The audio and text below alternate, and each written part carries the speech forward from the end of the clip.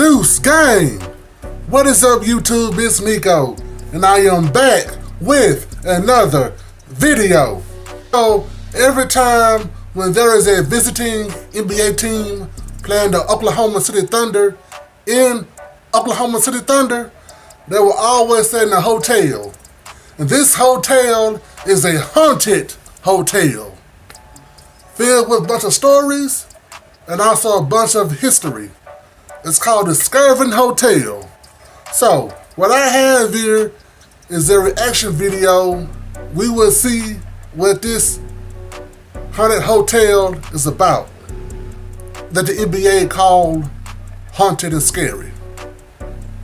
So, if you're watching this video, make sure to like, subscribe, leave a comment. Alright, YouTube, here we go. This is the story of the Skirvin Hotel in Oklahoma City, the supposed haunted hotel where opposing NBA teams stay the night at before a game against the Thunder. Players who fly to Oklahoma City to play against the Thunder and stay in the Skirvin Hotel have talked about seeing furniture move, doors slammed shut on their own, and have heard voices. Like some hotels, they also have a bed bug problem that kept Kyrie Irving from finishing a game against the Thunder last year. He had to leave the game early because he got bit by bed bugs the night before. Just imagine how freaked out you'd be if you saw freaking 5 big-ass bed bugs just sitting on your pillow, like. The origin of the Skirvin Hotel story goes back to the early 1900s about a maid named Effie who had a child with the hotel's owner, W.B. Skirvin. To protect his reputation and avoid a scandal in the news, Skirvin locked her in a room in the 10th floor where Effie lost her mind being trapped and went crazy. She eventually would throw herself and the baby out the hotel window. There's a bunch of interviews, so let's go through what NBA players have said when they go to this hotel. Caron Butler, he played for a number of teams including the Heat and the Thunder, said everybody knows about her, referring to Effie. Back in 2014, Jeff Ayers of the Spurs said, "I get to my room and my key doesn't work, but it sounds like there's somebody in my room. Like I hear a little baby, not crying, but making noise." Ayers also said teammates heard kids and babies running down the hallway, even though none of the players brought their kids to the hotel room. Even Tim Duncan has confirmed this story. Duncan said, "I heard a baby in his room. There was somebody or something in his room. Yeah, I definitely heard something." Justice Winslow said when he was taking a shower at the hotel, he saw the bathroom door open up on its own. He also said he had to deal with bugs and roaches in the room. When Taj Gibson was on the Bulls, he said his bathroom door at the Skirvin Hotel closed itself on its own.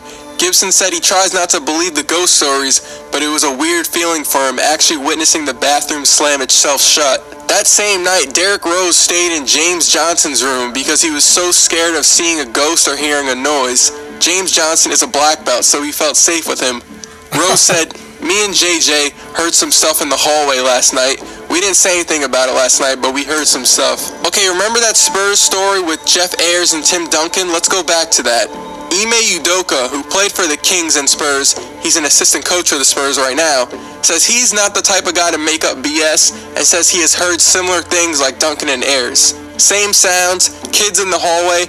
I remember hearing voices and looking out the peephole and nobody's out there. Greg Popovich never heard of the hotel stories until he was out of Oklahoma City that night in 2014.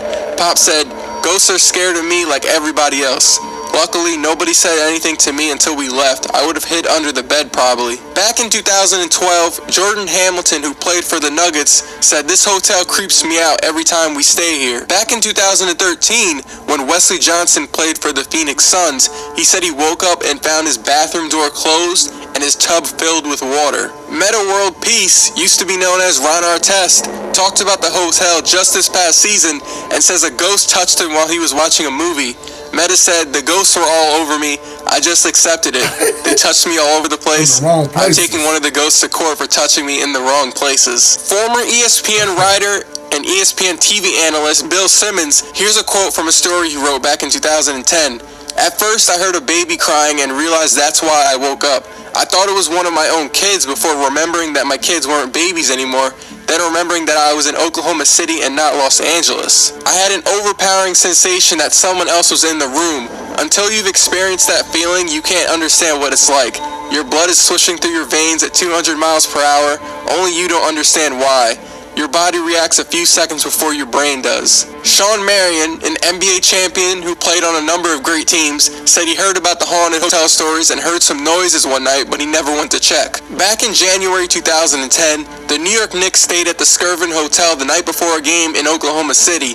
The next day, the Knicks lost 106-88 to the Thunder, and some players on the Knicks blamed the loss because they couldn't sleep the night before. Eddie Curry, who was staying on the 10th floor, the same floor where Effie threw herself out the hotel window, says he slept for only 2 hours the night before the game because he couldn't stop thinking about ghosts roaming the hotel. He stayed and went to sleep in Nate Robinson's room because he was so scared of seeing the ghosts. Now, the hotel denies all of these stories. They've told staff not to speak on the rumors, and the management won't speak on the myths or the legends. And according to the hotel, there is no evidence that Effie ever existed.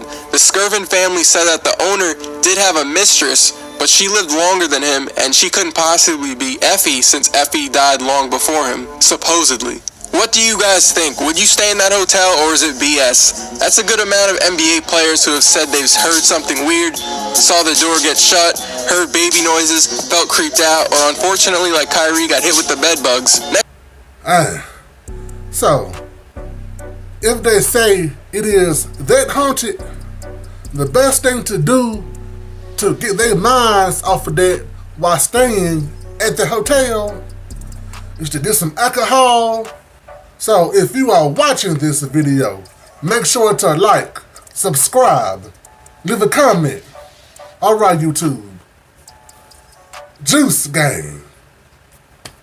Smash out. I call my hoe and then I smash out. I bought my groceries.